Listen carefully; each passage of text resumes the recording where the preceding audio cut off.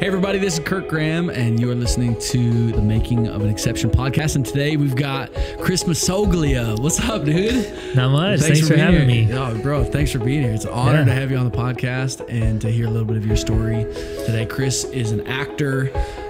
He's about to be a husband. He's engaged. Yeah, Congrats. thank you. Getting married in July here. And your fiance's name again is Shauna. I've never met her. Shauna. Yep. Yeah. Shauna she's Rodman. awesome, Soon to be awesome. Shauna Massoglia. There we go. How do you say your last name? Because maybe I just... Oh, no. It's Massoglia. It's Italian. Dude, I was doing Massoglia, like a lot of people like do that. Magnolia. No, yeah. Massoglia. Yeah, Massoglia. There you Just go. gotta do a little accent with it. Dude, that's awesome. Got a little Italian blood. Yep. It's amazing. Well, yeah. So you're an actor. You're from Minnesota, Yeah. but somehow, like at least, I mean, I've lived in Minneapolis for 10 years, and you were the first, like, legit, like, this is what I get paid to do, my profession. Like the first actor that I ever met. You moved out to LA, did the whole Hollywood thing, and then somehow moved back. We'll get into it, but I think your story is amazing, and your journey and who you are today. Like, and the whole point of this podcast is, people that are exceptions to the rule, and the fact that you love the Lord like you do, you have the convictions about how you live your life like you do, yet you kind of walk through this industry that is known as being at times a dark place, and I don't mean to overgeneralize, but at times it can maybe feel like that. And you probably have stories of just where your faith was tested, or rooms that you've been in that were like, maybe I don't know if I should be here. I don't know, whatever. But who you are today is proof that you're an exception to the rule. And I just think it's awesome. Yeah. The character that you have and thanks, who you are. man. So Really it's an honor to have you here Thank today. You. So, Thank you. So I guess the first question I ask you is, who is Chris Massoglia today? Like, what are you doing now? I already said it, but you're about to get married, but I mean, that's kind of the biggest thing on the radar right now. Getting married in July, so couple months out. It's kind of a big deal, so it's been kind of consuming a lot of my hometown, process. Right? Yeah, so I grew up in Minneapolis, in North Minneapolis, and she grew up in Blaine, which is the suburb where I currently live. Yep. And so she was kind of born and raised up in the north suburbs, and then I moved up to Blaine when I was 15, and so we kind of knew each other. And then she went to college, and I was like, she'll for sure find somebody in college. So before she went to college, you were interested, but it just like, it wasn't like... Yeah, it was just kind of like, I was young, I wasn't ready for a relationship. And then she went to college, and it was like, okay, like she'll probably, find somebody there. And then she didn't, and she came back, and I was like, dang, okay. Still available. Yeah. Let's do this. Yeah, exactly. Yeah. So. But in that time where she went to college, you moved out to Hollywood. But before you go there, so you were raised in North Minneapolis, actually probably just a little bit a ways from where we live now. In North, my wife and I live in North. And what was it like growing up in North Minneapolis, and what was your family life like? Yeah. So I actually grew up in the church. I was actually homeschooled. So my parents moved to Minneapolis with a bunch of their college friends, actually. And so they kind of all decided like they wanted to homeschool their kids together and kind of have this little community thing. Yeah. And so I kind of grew up part of that.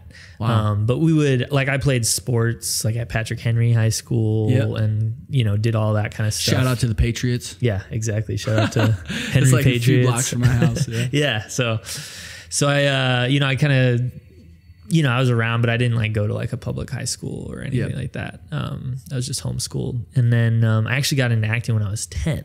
Yeah, really? So I was kind of always doing the acting thing, even from a young age. What was your first gig, like your first opportunity? Yeah, so my first job was on a show called Law and Order. Yes, but you're in Minneapolis. Like, how did that... Okay, yeah, so how did I get into it? Like I said, I was homeschooled, and my parents signed me up for this like performing arts class. And so it was jazz, tap dance, ballet, hip hop, kind of the whole shebang. It's actually still in Northeast Minneapolis. It's called the Lundstrom Center for the Performing Arts. So no way. Yeah. Shout out to them if anybody wants to put their kids my daughter in it. Yeah, no, seriously. It's a really, really good school. Wow. We'll do a little hip hop dancing later. Yeah. Can't wait. Yeah. Actually, we don't have enough money for royalties for that, so we'll have to cut that out. Cut that out. But yeah, so I was doing this program, and kind of at the end of the year, you do like a little performance thing, and this lady came in and she was like, "You're a really cute kid, you know, do you want to audition for this Best Buy commercial?" And I was like, sure, why not? Sure, you know? So I actually started doing a lot of like print work. So like for like Target, print and modeling. Like, you know, if you go into Target and you see like the banners for like the kids' clothes, and, you know, like the kids. Yeah, that was me. No. Kids kind of like, you're the guy playing basketball or whatever, you know. You're the kid that my mom was like, I want my son to look like this kid. So I'm gonna buy these clothes. Maybe, yeah. No, we shopped at Kohl's, so. Oh, okay. I'm just kidding. Yeah. So anyway, I kind of started doing that, and then I got an agent here in Minneapolis, and then my first big audition was for a movie with Nicole Kidman. Yeah, who was pretty big back in the 90s. Do you remember what movie it was? Yeah, it was called The Birth. Yep. It was kind of like a weird yep, like movie. I've seen it. I've never seen it. Never even heard of it. Sorry. It's all good. It's kind of a weird movie. It was about Nicole Kidman's husband in the movie. Keith Urban. No. At the time, I think she was married to Tom Cruise. Okay. That was before he divorced her. Poor lady. I felt bad for her during that. But anyway. So you didn't get that role? Well, my parents didn't want me to do it because, like I said, it was kind of weird. It was about like her husband who gets reincarnated as a 10-year-old boy, and like they even have like some love scenes and stuff. And so it's like kind of weird. My parents were like, "Yeah, maybe not." Not the first option. Yeah, exactly. But because of that, I was able to go to New York. Yeah, and I got an agent out in New York. I auditioned for Spiderman 2 with Toby McGuire, the original Spider-Man. Yep.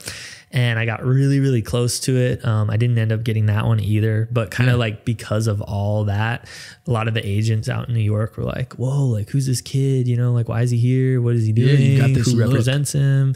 You know, blah, blah, blah, blah, blah." And so I ended up getting an agent out in New York, and then they were the ones who got me the audition for Law and Order because that shoots out there. And then, that was my first job. So you landed an episode. Yep.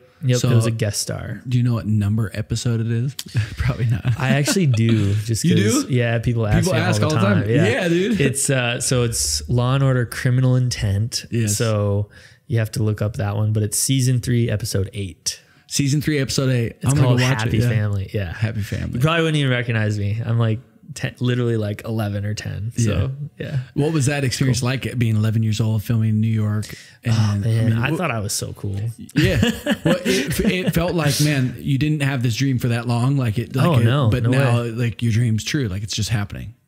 Yeah, that's totally how I felt. Like even when, you know, I auditioned for the Nicole Kidman movie, like they flew me out there, picked me up in a limo. Yeah, big shot. I mean, I thought, I made $3,000 on the episode. I was like, it's huge. I could buy 300 GameCubes. You know, I was like, yes, I'm going to give a GameCube to all my friends. You know? Yeah. Did you? No. It's so funny. All your friends that are listening right now, they're like, I could have had a GameCube. They all came to my house and played it. There you go. There you go. But no, man, I thought it was the coolest thing, and I was like, "Mom, like I want to be an actor for sure." You know, totally.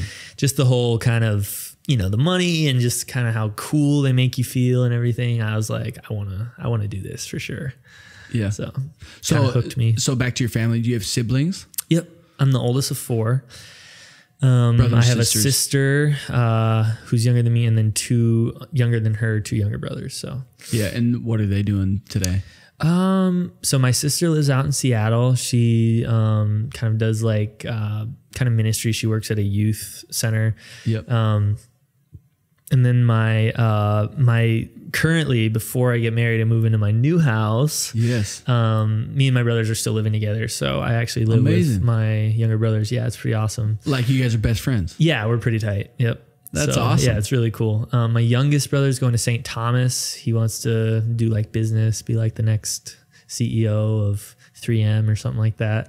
Yes. And then my middle brother's going to school to be a history teacher. So he also does like a lot of handyman type stuff. So you're the only one that got into this world, like, and it's almost like a fluke that, it's not a fluke. I mean, God's working it out, but like, my sister did a Betty Crocker commercial once when she was syrup. 11. Yeah. Wait, is Betty Crocker syrup or is that pancakes or like something? I think it's like all the above. It was like a cookbook or something like that. So, yeah. Wow. But she's not doing that. No. Yeah. She never really got into it. I think my brothers could have if they, if they wanted to, but neither of them really like wanted to get into it. So for whatever reason, I was the only one who kind of went down the path. So so while this is happening, I mean, in formative years, like year 10, 11, 12, this stuff seems to be like taking off, opportunities, you're flying places, and you're raised, you already said it, you're raised in a faith-filled home, raised in the church, kind of like learning the right way to go. I mean, your parents turned down that movie, like, as a side note, like, were you like, well, mom, like, dad, like, why can't, or were you kind of like, they didn't even let me read the script. Oh, okay. So I didn't even know what was it about. I mean, I just knew like, I wanted to do it. Yeah. And then my parents, I don't even really remember if they told me like they chose not to do it, or they might have just been like, yeah, it didn't work out, Yeah. So I don't know. Later you found out like, that's that story. Yeah. So what was it like, like speaking to your faith for a second, like for you personally growing up in that home, but then getting into this world early on, like as a kid, I mean, you're a kid actor, and, was there a moment for you where it's like, this faith is not just my family's faith. This is for me. I believe this stuff, and I want to choose to live this out, and it looks different than the rest of the world. Yeah. Like you said, I grew up in the church, so I kind of always had a little bit of a faith. But I do have a moment where my faith really became my own. I was actually doing a film. We were filming down in Louisiana, and I was just really going through some stuff, like struggling kind of with like depression and just some different things. And I came back, and I was actually going to the church that I currently go to, and I was just, attending kind of with my family. And the preacher said like, all right, I feel like God wants to just speak something to someone here today. So everybody like close your eyes. And so I did that. And I just kind of had this thought like pop in my head, like, Chris, I love you. And then right after that, like before I even had time to process or anything, the preacher got over the microphone. He's like, there's someone in here today that God really wants you to know that he loves you.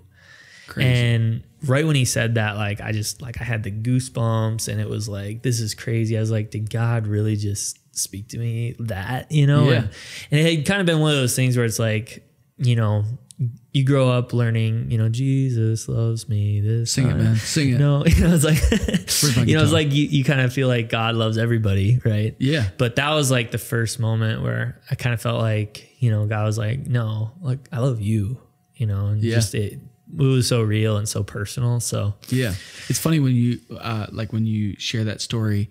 It sounds like maybe people listening, like it sounds like such a small thing or even a cliche thing. Like, you said exactly. That's a song we sang.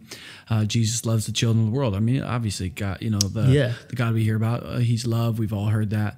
But like when you have an actual moment where it feels like God's speaking to you, even if it is something as simple as like, I love you, like the individual you, who you are, I made you, I'm with you, anything like that, that like when you share a story like that, it seems like a small thing, but I know as you're sharing it, like I know what it feels like to have like moments here and there, because it's few and far between for me, like where I would have goosebumps or I'm crying or like this major God moment or something like that. But every once in a while, it feels like really personal, like God is speaking to me directly, and that can be life altering, like in a moment. Right. Yeah. And I think it was especially powerful for me, like in that moment too, just even, because like at the time I was kind of dealing with depression. And so, like there was always all these like thoughts that were just like constantly like popping in my head, like, you suck, or, you're terrible, or you're, whatever the thought is. Yeah. But like, that was like one of the first kind of like positive things that kind of like popped in my head. And so it was just so like surreal for me in the moment. Yeah. And it just, for me, it really solidified that like, wow, like, no, like, God's real, and, he has an answer to what I've been feeling, and just kind of the discouragement and hopelessness and all that kind of stuff that I've been feeling, like God has an answer for that. Yeah. And so that was, I think, really, it was kind of like, it was just such a key time for me. Yeah, it's like, the faith is your own. You believe this stuff because you had a moment with God. It wasn't just your parents telling you about God. It wasn't just the pastor preaching a sermon. It was you had a God moment. And I know that sounds cliche in and of itself, like, oh, it's a God moment or, God ordained type thing, but God spoke to you, which is that like for you, not only that's kind of where it is personalized for you. This is who I want to be. This is what I believe, but also is that what helped kind of spark, maybe get you out of depression? What was the journey of going through depression, thinking these thoughts? I think a lot of people think critical thoughts about themselves. I read somewhere it's like the average person has like 40 to 60,000 thoughts a day, like run through their brain, and it's like 70% of those are negative. Wow. Which is like, when you think about that, in an example, the book it's Stephen Furtick's book called Crash the Chatterbox. And he talks this example, like, he's like an example of like as many thoughts. He's like, his alarm goes off in the morning, and then he's feeling tired. I'm too tired. These are the number of thoughts. He's like, I went to bed too late last night. What was I thinking? I knew this is an important day, all this stuff, but then so tired. And then he snoozes, and then he snoozes his alarm again. And then by the time he's getting out of bed, he's thinking, man, I snoozed my alarm. I should have just got out of bed. I'm still tired. Now I'm running late. I got to get in the shower. Then he gets in the shower and he goes, he had turned the lights on, noticed one bulb's out, and like he wrote this whole example in his book. Like, now a light bulb, like I'm like, when am I going to change that light bulb? I run this house. I'm the father. I'm the husband. I can't even change a light bulb, and I'm running late for work. And I got this meeting I'm not even prepared for. Like, these are all the thoughts before he even leaves the house. Like insane. Yeah, but that's a lot of people. A lot of people have those thoughts. And so for you, in a moment of depression, I mean, you said a couple of them, but what were you processing there? And was that the moment that kind of helped bring you out? Like, man, Jesus said He loves you. That was the starting point. It was actually like a pretty long journey. So that was when I was 15, and then my parents actually went through a divorce when I was 17. So kind of from like 15 to 17, it was one of the hardest times of my life, but it was actually like one of the times where God was the most real to me. Yeah. And so that moment where I was like, wow, God loves me. Like, why me out of, everybody in the universe and blah, blah, blah. It's kind of a crazy thought. And so that moment for me kind of kickstarted me just on like this journey of just like, okay, God, you're real.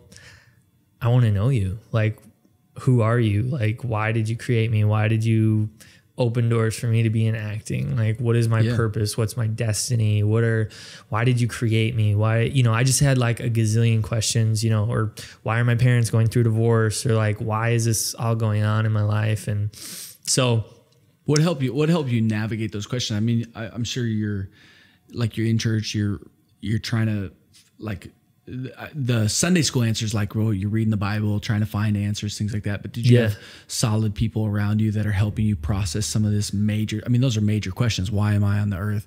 Why did you open these doors? Why are my parents getting divorced? Things like that. Yeah, totally. I mean, obviously, like, actually after that moment, as cliche as it is, like the Bible did like really kind of come alive to me for the first time, which was really cool. Wow. But yeah, I did have like just some really good friends in my life, and my pastor, who is still just really big part of my life, that, just kind of like bouncing stuff off and talking through things. And, I don't think it's like I got all this clarity and like, this is the answer, I feel like some of those questions, like I'm still walking through today, like that's a great point. Like, why did you give me this acting gift, God? That's something like I was praying about that last week, Yeah. And so I think it's something that's ongoing, but I think just knowing that God's real and that God has a plan and God has a purpose for you and your life and your gifting, I think that's such an awesome starting point, because it's almost like this mystery that you get to like seek out. And it's like, God, like, what do you have? And like, you can kind of get to know God more and more as you go along the journey. Yeah. And I think that was one of the biggest things for me that, God really kind of taught me along my whole journey with acting is like, you know, more than just doing something for him or like accomplishing something or fulfilling a purpose or fulfilling even a destiny. Yeah. It's like God's more concerned about walking with you through the whole process. Yes. You know, and like hey, like how's our relationship? Like, you know, just kind of like what, you know, just building that relationship with Jesus on a personal level and just walking through whatever you're going through with him, like on a daily basis. So makes you think of like Adam and Eve in the garden, and like, you know, God had given Adam and, like, hey, name all the animals and you're going to take dominion over it. Like you're the leader of this thing. Go for it. You know, like there's something for him to do, but the Bible also talks about how he walked with Adam. Like they walked in the garden, they just walked. So I think there's something to what you just said about God has gifted us for a certain reason to do some stuff. And we have a purpose here on planet Earth, but he also he really cares about walking with us. Yeah. And just, you know, it's not just about the doing that we're on planet Earth for. It's about we're on planet Earth also to walk with God and to worship God and to be in relationship. Yeah, and be made in his image, right? I mean, totally. A lot of people are like, well, Adam's whole thing was to take dominion over the earth. It's like, well, wait a minute. Like the first thing God said was, let us make man in our image. Like that's the primary, you know, calling over, you know, humanity is to reflect the image of God. And, you know, I think just that whole picture of like a father and a son is just so cool. Like the son wanting to be like his dad, you know, and it's like, how do you become like your dad? You spend time, you know, you walk in the garden, like you do that kind of stuff. And so I think that, yeah, man, that's right on. My goodness. Thanks for that. That's awesome. So, you eventually, as you grew up, eventually you moved to LA and moved out there to pursue it like full time. Like we're going to do this thing, like go big or go home type thing. Yeah. I never totally sold out, go big or go home. What do you mean sold out? I think it's awesome. Like faith, like I'm no, not like sold out, like in the, like losing my faith way, but in like a moving out there. Like I didn't like sell everything and move out there full time. I always just, would go out there for like 3 or 4 months at a time. So home was still here, but you're out there for months at a time. Yep. Doing auditions, things like that. Yeah. So in LA, there's what's called pilot season, which is when all the TV shows cast the new shows for the next year.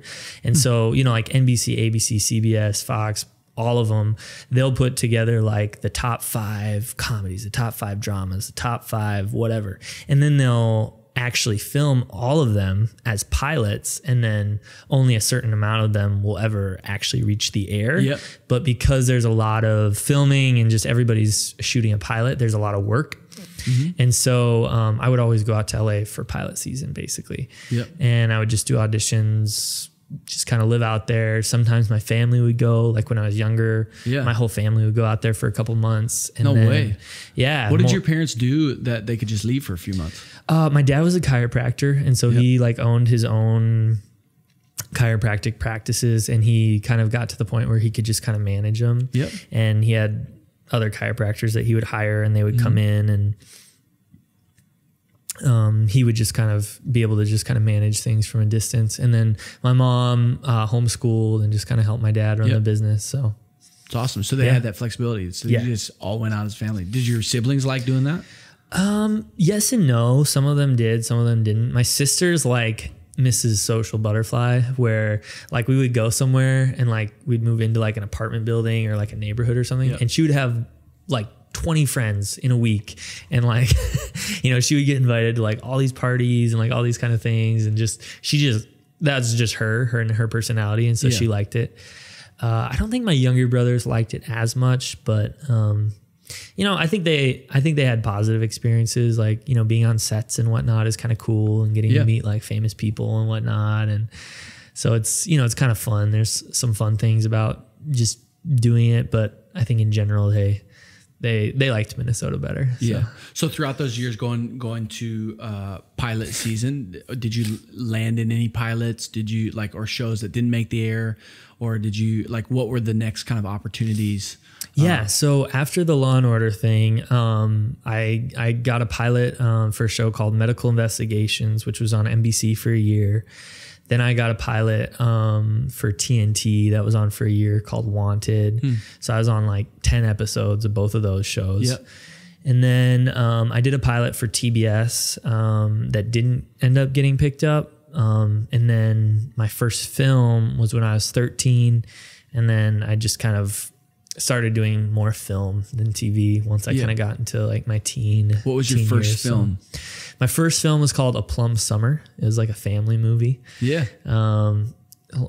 Not a lot of young people know, but like Henry Winkler, he was the Fonz in Happy Days. If you know that show, it's kind of like a older show, but a lot of the older generation know him. But it's just, and so from there, I just kind of kept auditioning, and my biggest role was in a movie with Universal called Cirque du Freak. And that was like a $70 million budget. I was the lead in big it. Big movie all over the world, and I did a couple other films after that, and God really just kind of blessed it. Like I got to work with some Academy Award winners.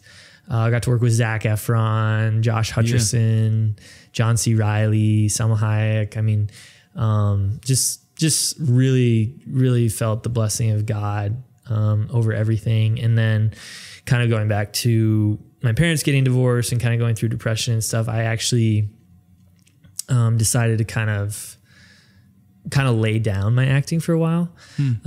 So when I was 17, I was supposed to be in a movie with Selena Gomez, actually. Yeah. And it would have been like kind of like a big deal for my career and all that. And so I decided not to do that. And then I had to do one movie that I was kind of like already on contract to do.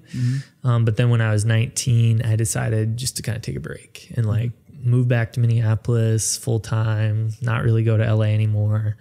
Got a job at Costco, working in the deli, just kind of like making salads, harvesting rotisserie chicken. So why did like what was, I know, like, maybe it's parents' divorce and some of that stuff, that like the difficulty of it, but did you also feel like, did it feel like God is saying, hey, all of this stuff is becoming too much in your life, in the sense of like it's becoming who you are, like, or any type of like, did it feel like correction from God, or just like test of obedience, or like something like that? Do you feel like God's saying, hey, just lay it down for a bit?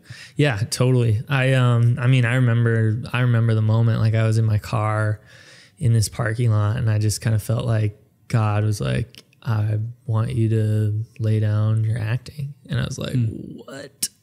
It was like, I remember I started crying. I was like, dang, like, God, why would you want me to quit? Like, why would you want me to stop? Like, after you've given this to me, like, you've obviously gifted me in this. Like, why? Like, that does not make any sense. And, I think it was just part of my journey that God knows what we need to go through. And, I know I would not be in the same place that I am in today as far as like my relationship with Jesus. Like if I hadn't, I never was like crazy. Like I never got into like drugs or partying or, anything crazy like that. It wasn't like my acting was, a snare that was pulling me away, or, like anything crazy, but it was just something that God wanted me to do for a season. And, it was like, looking back is like, whoa, that was huge. Like that was like, those years were super formative.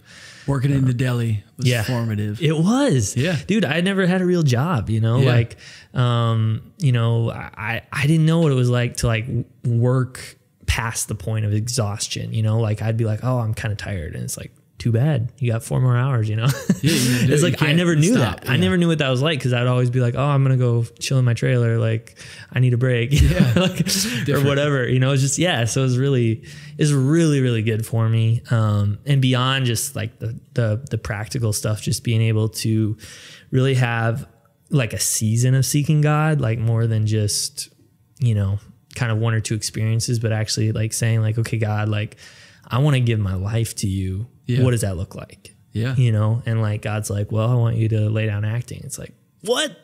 It's like the one thing. It's like, why? And God's like, well, I thought you wanted to give me everything, So it was a really formative season for me.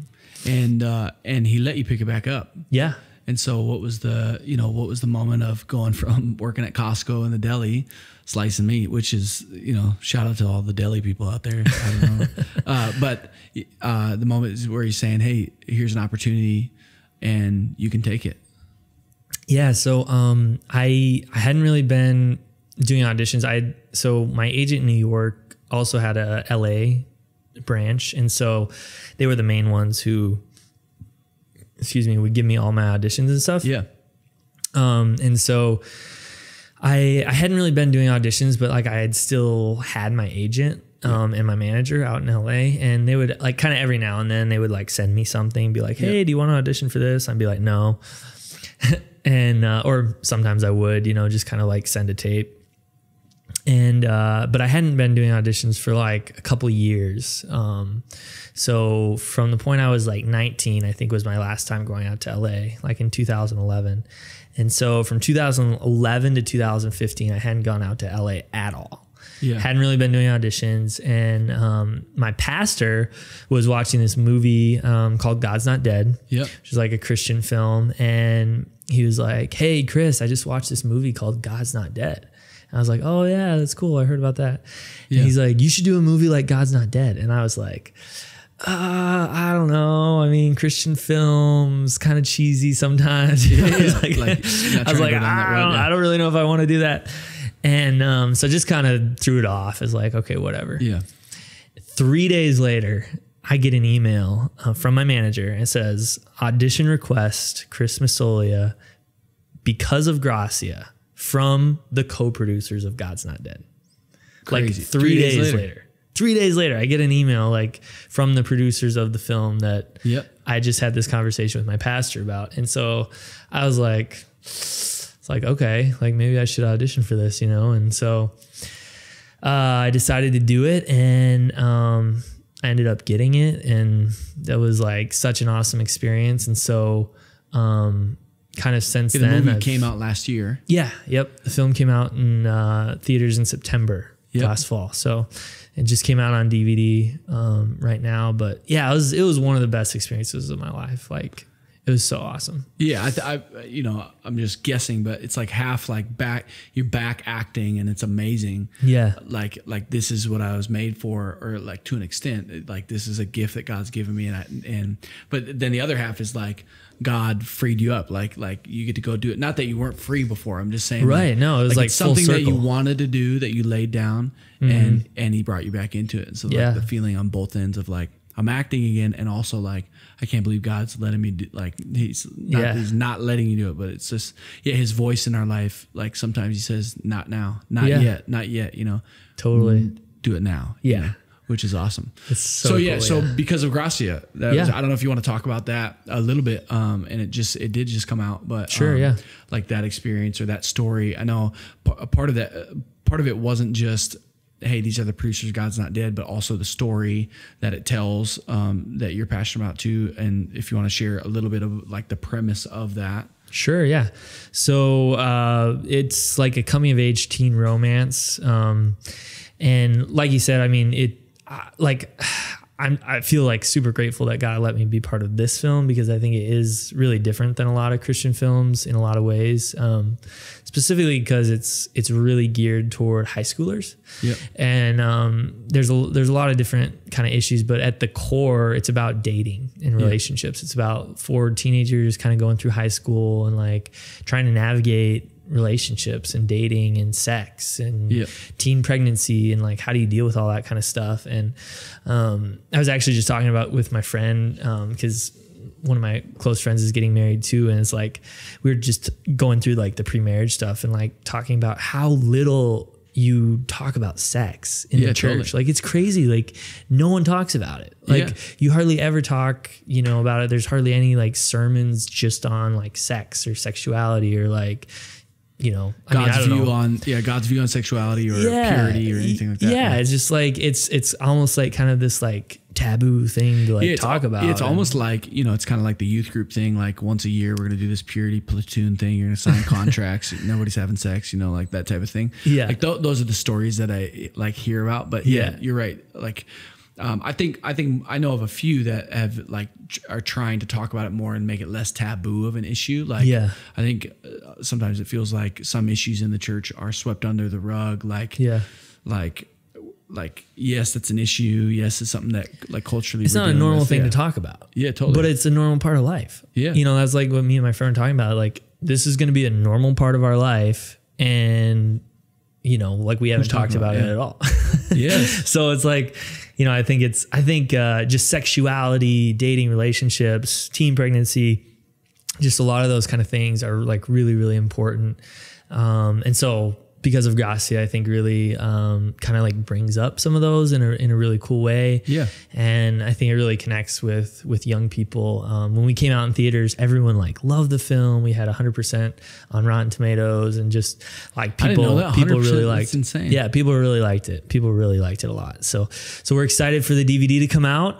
It's on our website right now. Yeah, where is that website? Becauseofgracia.com. Gracia is Gracia. So because of Gracia, and you can buy the DVD online, and then it'll hopefully come out like in all the major retailers end of summer. So yeah, do you know if it'll hit anything like that streams, like or like iTunes Store or anything like that? Yeah, it'll hit all those. Yeah, amazing. So you can find Chris Massoglia. Yeah, it's awesome. And what are you working on now? So you're about to get married, which is the biggest focus. We can talk about that because I've been married 6 years, and it's the best. Marriage is the best, dude. That's awesome. And we're about to have another baby, actually. Congrats! So super stoked to have 2 baby girls. But yeah, awesome. What are you working on now? So I did a film called The Lumber Baron. Yeah. It's like a period piece about lumberjacks. So that was kind of fun. What was your role in the movie? I played the stable boy who kind of like ends up taking over the camp. So nice. Yeah. So the stable boy. Yeah. I'm like the keeper of the horses. Nice. So it was like the late 1800s, kind of like, you know, when they had those like massive horses carrying the logs. Mm-hmm. So I got to work with some like pretty cool horses and actually like ride them and like drive them and stuff. So did you know how to ride horses before this deal? Yeah. Yeah. I had done it for a couple movies before. So you learned how to ride a horse to be in a movie. That's originally how you did it? Man, I don't know. I don't remember. I think so. I think I had like taken horse lessons when I was a kid, so I kind of knew a little bit. But then, I had to take lessons for a film that I did on the Hallmark Channel that was kind of like about horses and stuff. Yeah. So I did horse riding lessons for that. Nice. Yeah. When does The Lumber Baron come out? Hopefully fall. Yeah. Yeah. There's still, I mean, it's always kind of depending on distribution and, you know, marketing and all that, but hopefully fall. So yeah. Awesome. Yeah.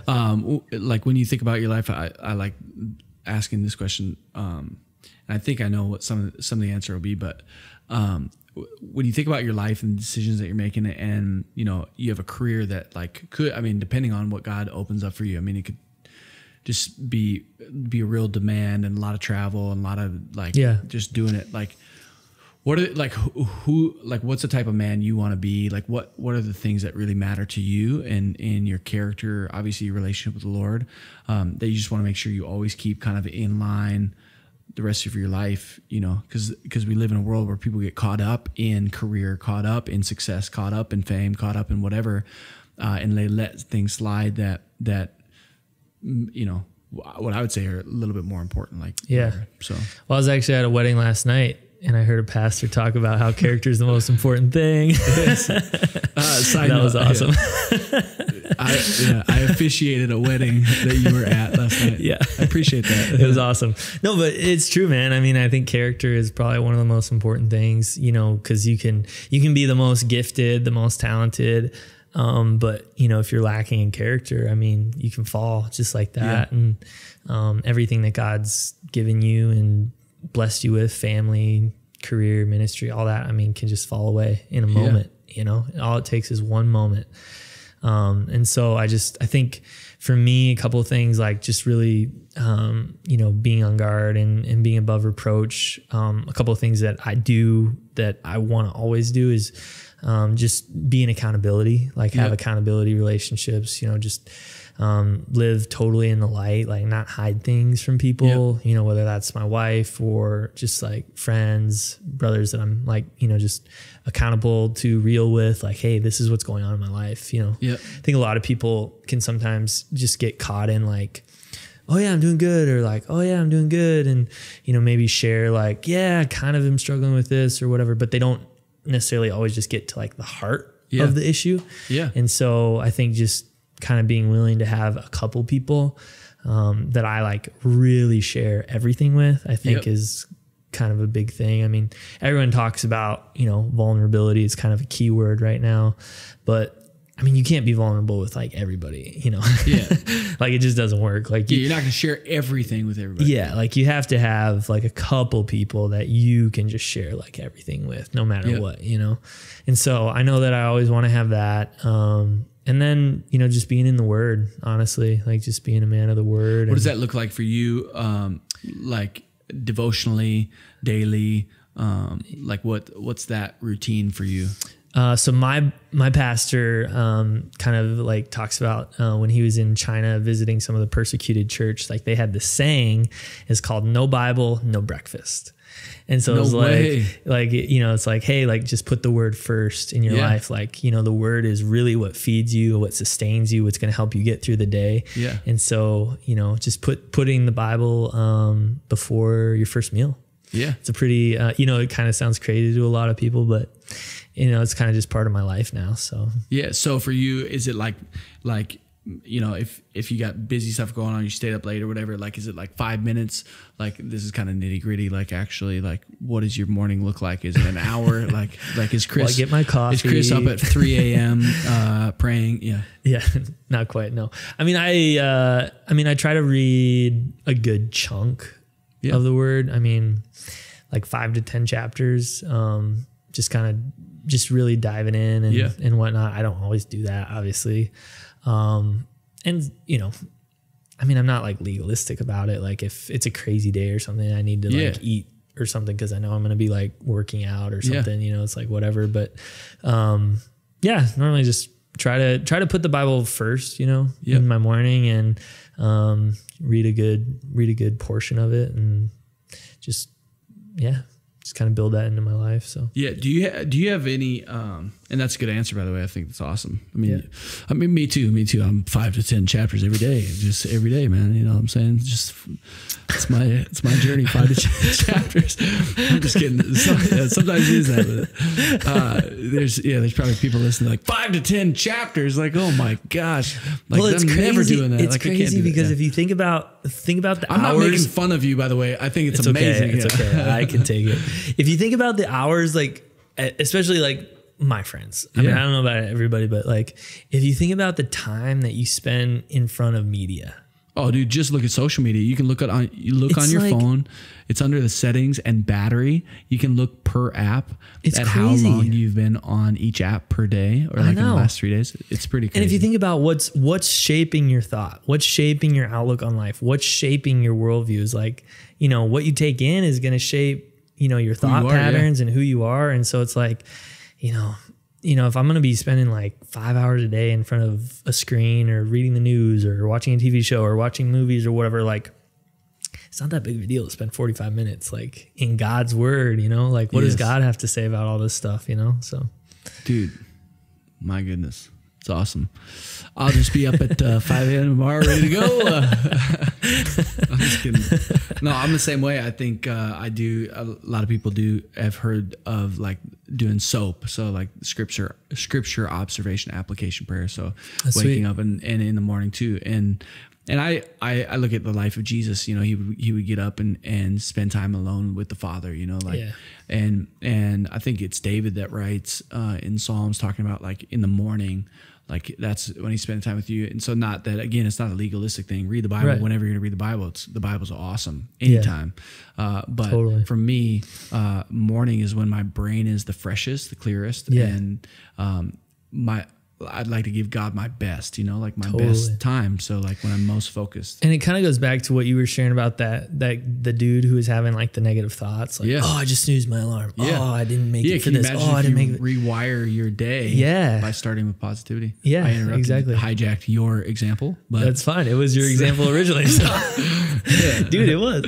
Yeah. So it's a great way to start. And there's proof in it, in the fact that you are who you are today, again, this podcast is called The Making of an Exception. And part of what we're talking about is that you're an exception to the rule. You know, there's a lot of, and you know, a lot of actors and people in your field where their life looks a lot different than yours. And it's not, I don't mean to say better or worse in the sense of like, oh, you're better than them or anything like that. But the outcomes, what you said it, like what comes in comes out, you know, and the outcomes of some people's lives that are not. And for me, when I was in high school, I was exploring all different ways to satisfy, you know, this, whatever it may be. And a lot of it had to be with like, I want to be cool. I want to be like everybody else. I didn't want to just be the pastor's kid, all that stuff. Yeah. Kind of searching for this satisfaction. And that got me, like the outcome of that got me into a ton of trouble, and it got me into a ton of pain, and it got me in feeling like guilt and shame about things that I carried for years that I like still, you know, to this day make sure like, am I healthy on some of these things of who I used to be, you know. But then since 18 years old and into college, and I'm still not perfect today, you know, we'll never be perfect, but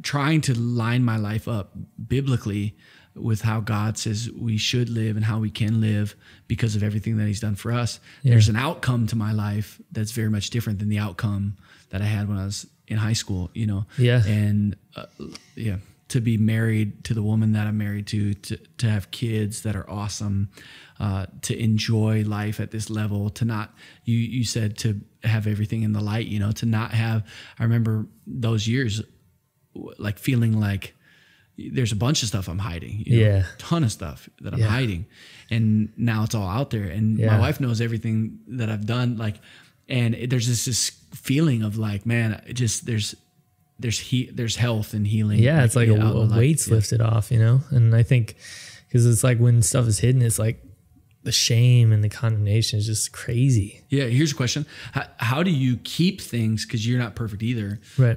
But like, how do you keep things in the light? Cause I think sometimes people feel like they had this come to Jesus moment, and things got out there about who they were, what they were, but then they slip back up into something, or they do something and they fail again.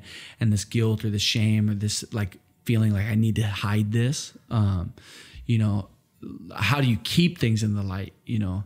And I don't know if you have a good answer or example of that, but yeah, I mean, for me, it's like, I have like just a weekly meeting with like some people that I trust, and we share. Yeah. It's that practical. It's that practical. You just get it out, you know? Yeah. And I think that's, it's just getting it out, you know? Yeah. And I think obviously like it really goes against your pride and, you know, you wanting to think that you can do it and you can be better. But I mean, that's the whole thing, that Jesus did it for us, you know, and like, you can't be perfect in your own strength, and like you are going to fail, and just learning to just really rely on him and having his grace come and help us say no to sexual immorality, or, you know, whatever our struggle is, or, you know, just temptation or pride or whatever. But it's like, you know, God walks with us and teaches us step by step along the way. Yeah. But if you're not walking in the light, a lot of times you're going to miss those steps. Yeah. And so it's just going to be this like continual downward spiral instead of kind of like this upward climb towards what God's called you to. Makes you think of the verse. I don't know where it is. It says, God's word is a light unto our, path, a lamp unto our feet, a light unto our path. You know? And staying in the light, is exactly what you said, and how you live your life, staying connected to the word of God. Yeah. And so that it illuminates kind of where we're stepping, you know? And so if you want to take the right next step, maybe a good place to go is to the word of God. You know, maybe you've never done it before, maybe you've never read a verse before, but if this thing is true, you know, and I think that's, side note, like a fair thing to say to God, like, God, if you're real, if this thing is true, like it's okay to God, the God of the universe can handle that little bit of doubt in that statement. Like if this is true, and he's powerful enough to prove himself to anybody. Yep. But even one moment in scripture, one moment, you know, the word of God is living, it's active, it's sharper than any two-edged sword. Like that's what the Bible says about itself, which is like gangster, like awesome. Like, but yeah, if you're trying to make the next best step, and you have been making 4 steps. Good place to go. And your life's proof of it because of who you are, you know? It's awesome. What are you looking forward to? Well, obviously getting married is just like, I know I probably said that like 4 or 5 times in this interview. That would be appropriate to somebody that's about to get married. Yeah, I'm looking forward to getting married. Looking forward to having sex. There you go. Yes. Talk about it. Let's talk about that. No, I'm just kidding. Let's talk more about sex. Let's do that. Just kidding. Kind of. But you're not kidding. Yeah, you're not kidding, but you know, whatever. It's great. It's awesome.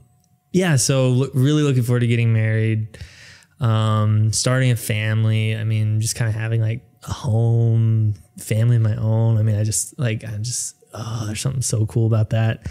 Really looking forward to that. Like acting wise, there's a couple things this summer that like I'm really praying the Lord will open up the doors for. That could be really cool.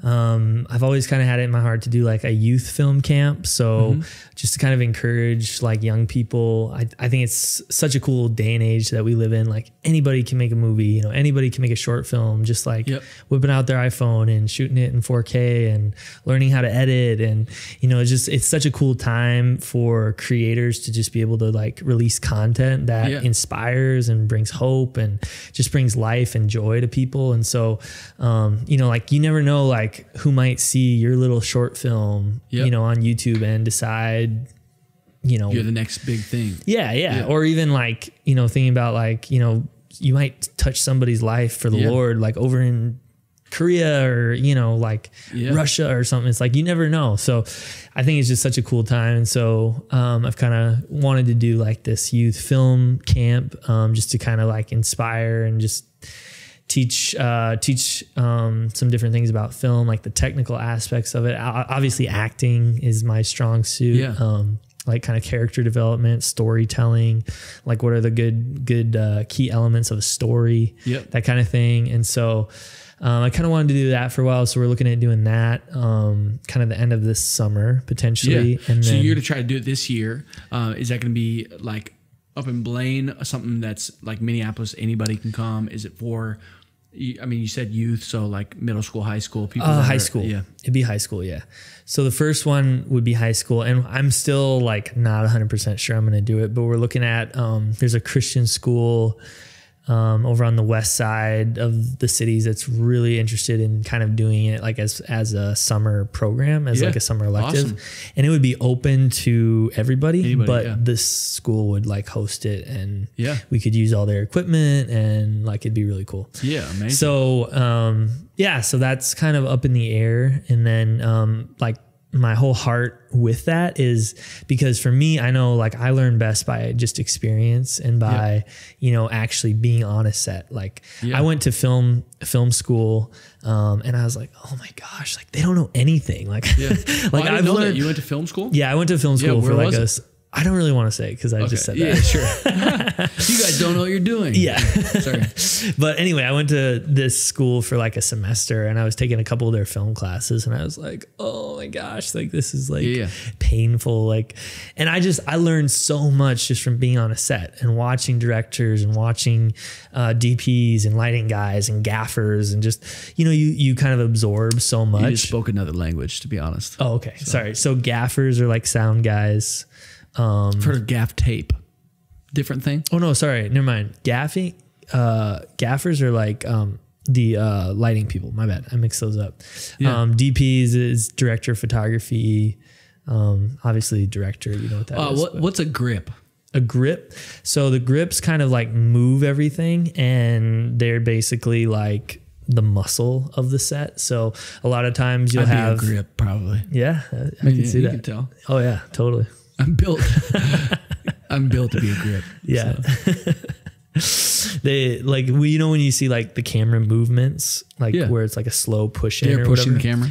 A lot of times they're on like these massive carts, like on tracks and stuff. And it's pretty actually like you need like the skill to be able to like kind of push it like at the right pace. And then like there's like this knob that you turn, and it kind of lifts everything up. And so it's, you know, to kind of get that artistic, like you would think it would all be like on an iPad and a controller, not like pushing stuff. Probably will be pretty soon. Yeah. So unfortunately my calling is out the window. That's what you're saying? Yeah. I don't know. Okay. That's funny. Crazy. So you're looking forward to some of that stuff. Yeah. So kind of a lot of different projects up in the air right now, and you were talking. You were mentioning you learn best like on the job, learn best on the set. Yeah, that's right. Yeah. So kind of going back to that. So the film camp, what I think would be really cool is to have do 4 or 5 days of the film camp, and then have 4 or 5 days where all the kids could come to an actual set. Oh yeah. And so that's that'd be a kid's dream. Yeah, exactly. And so then that way, if you're into directing, you can shadow the director. If you're into lighting, you can shadow the gaffer, the lighter. If you're into sound, you can shadow the sound person, just kind of see what they do and how they do it and ask them questions and stuff like that. So we're trying to get there's a producer friend of mine who lives up in Ramsey who's done 2 kind of medium-sized, smaller budget films in Minnesota. Yeah. And so we're talking with him about trying to, if he gets his production kind of going towards the end of the year, then kind of folding the film camp into that. But it's all kind of still yet to be formed. So yeah, it's awesome.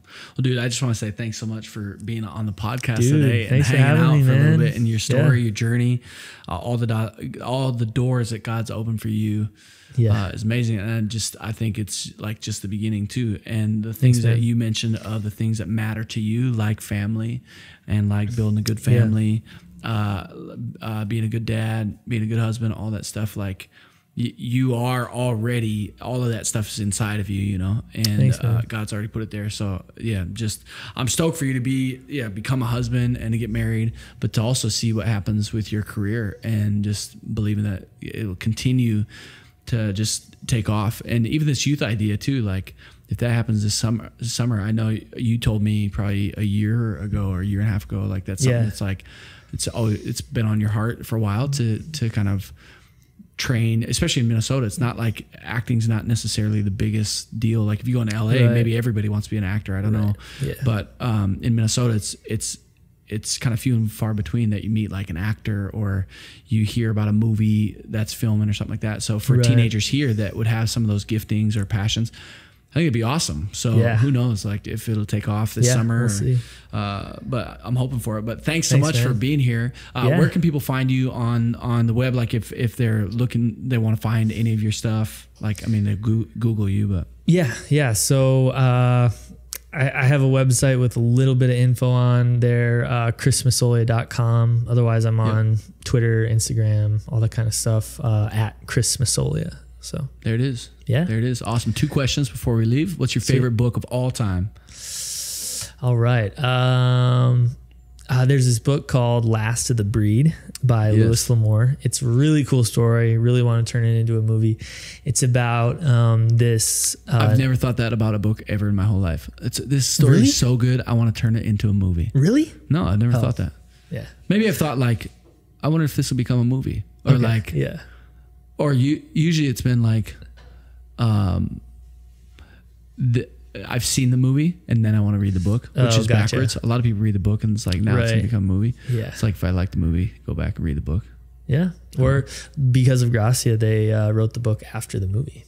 So there's a book because coming of Gracia. Out. It's out. Is your picture on it? Oh yeah. Just like the DVD color. Yes, bro. I'm going to go find that book. Yeah, sounds good. It's in Barnes & Noble because of Gracia. Yep. Maybe. Okay, so that's your favorite book. What's the book about? You don't have to get into it. It's a really cool story called The Last of the Breed. It's about this Native American Air Force pilot who gets shot down over Russia during the Cold War, and he has to use kind of his instincts and his training growing up on the reservation and Is this a true story? I think it's based on a true story. Yeah. No way. It's pretty sick. So it's kind of him surviving in Russia, being hunted and chased, but using the skills that he learned as a Native American. Yeah, it's really cool. Wow. Yeah, that's awesome. Yeah, so it's one of my favorite stories. It's pretty sweet. Last of the Breed. And then last question is for those of you that are following your footsteps. Obviously, you have a passion to train up young people and teach them about the film world and all that. But people that are following your footsteps that might follow you, what's one piece of advice that you'd give them? Yeah, I think I'd just say, just put your relationship with Jesus first, because I think a lot of people that like me grow up in the church. It's like, oh, I want to do this for you, God, or like, oh, I want to like, bring you glory through what I can do. But it's just so, it's like, yeah, God wants us to bring him glory, but like if we're focused on our relationship with him, that's going to happen. Yeah. You know what I mean? Like if you're walking with God, like you're going to be a witness to him. Like people are going to see that you're different. People are going to see, that you have a joy and a hope and an outlook that other people don't. And so I think the biggest thing is just like, just prioritize God first in your life, and just put your relationship with Jesus number one, whether that's like your time or how you spend your day or whatever, or however that looks for you, but just kind of like prioritizing your relationship with Jesus. That's great, bro. Love you. Thanks for being here. Hey, thanks so much for watching. If you've enjoyed this, we'd love for you to subscribe to this channel. We've got new episodes releasing every single week. We'd also love to hear your questions or comments. You can comment below. You can also find us on Instagram at Exception Podcast. And I want to give a quick shout out to our producer, Tissel. My name's Kirk Graham, and we'll see you back next week.